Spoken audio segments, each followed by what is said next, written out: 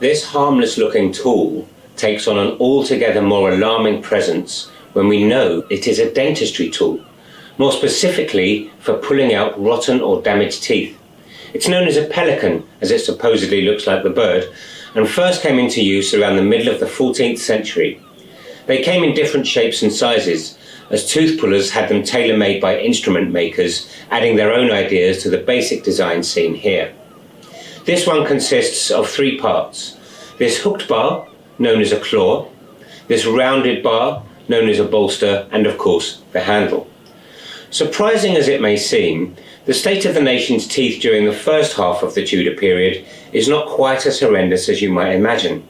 Although sugar had been in England since the Crusaders returned with some at the end of the 11th century, it was, at first, exclusively for the tables of the very wealthy. Over time, medieval and Tudor chefs learned how to make great sculptures of sugar to grace the tables of kings and queens, as well as adding it to sauces and even sprinkling it on meat.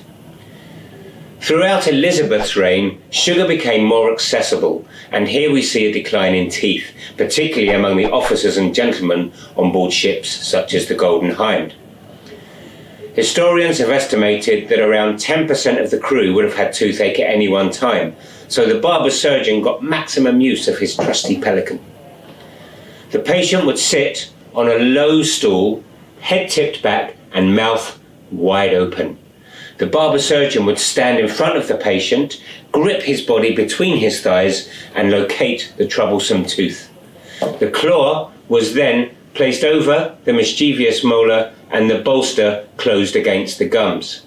After a little wiggling to loosen the tooth up and prepare the patient for what's coming next, the pelican would be yanked sharply to extract the tooth.